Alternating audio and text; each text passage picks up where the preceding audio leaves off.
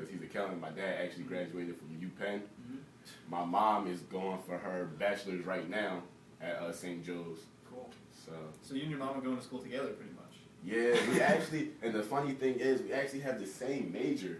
Her grades are better than mine. She makes fun of me about that constantly. And it was messed up. We went to the bookstore to get my books and realized that we're taking the same class. But she didn't want to buy the book twice, so she wanted to ask me if she could borrow my book. I had to refuse. I'm like, you got better grades. I think it's more essential to me that I have the book. That's a very unique situation. That is wow. That's unique. So that's a pretty good story. So then also your rap name. How did you get your name? How did you get Tyrone? So essentially, like my real name's Tyrone. At a younger age, like before I could write, my parents would always sign my cards for me. My mom would always sign them Tyrone. My dad would always sign them Ty. But instead of signing them T-Y, he would always sign them T-Y-A. And I played basketball. I actually played for the JV team at our school. And around like high school, people notice that I necessarily don't pass the ball as much as I should. Like my uncle said, I've never met a shot I didn't like. So like around high school, people just started calling me Gunner off the fact that I didn't pass. And then like that sort of like made this transition like to here. Like I have a friend named Brian Pender who doesn't even call me Ty no more. We play basketball, he calls me Gunner because I don't pass the ball. That's not what I like to do. All right, and also one thing you told me about is first when we started talking is that you won the Black Student Union Talent Show. Yeah, I did. So can you tell me a little bit about that? Yeah, I did a performance. It was actually me and this other rapper that goes here. He's also a junior. His name is Maurice Cotman. He goes by Reese MC.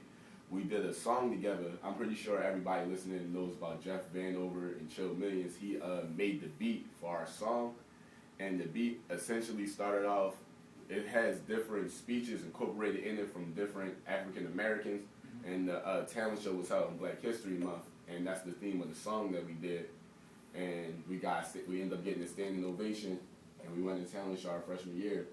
If I'm not mistaken, this year I should be actually hosting the talent show. Really? It's kind of like a big thing for me. Do you know when the talent show is going to be? I believe it's going to be in March. I'm not sure exactly what date, but I believe it's going to be either in March or February. It's usually in February. Yeah. So probably about late February. All right. So I mean, if you want to find it, you can probably also look at the Student Union Board website. Yeah. Also, pretty much everybody here, because if you see any Student Union Board calendar and camping or anything, you'll probably be able to find it. So we'll try to put that up there as well. And aside from your mixtape, is there anything really that you looking forward that you really want to do? Aside from my mixtape, what I really want to do right now, I know like maybe a couple other artists have asked, I would really like, because from what I heard, Bobby Valentino's supposed to come back and perform. I actually want to open up for him off the basis that like it's like a free show.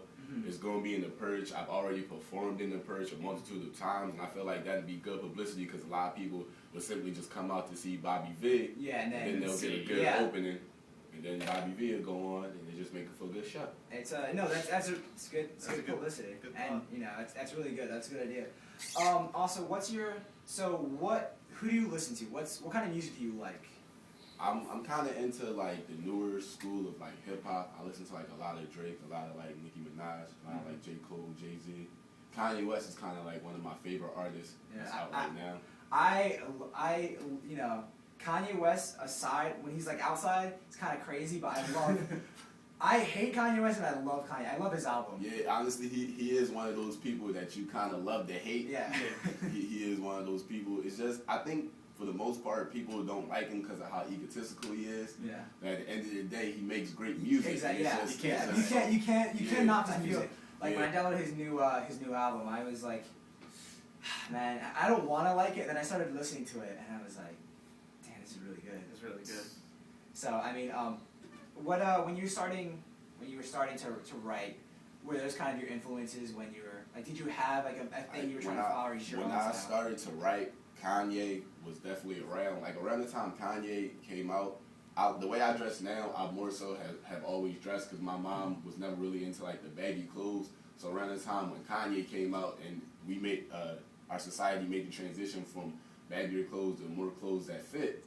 I kind of came in style. What a concept. I kind of came in style, then I went from being kind of a nerd to, oh, he dresses nice now.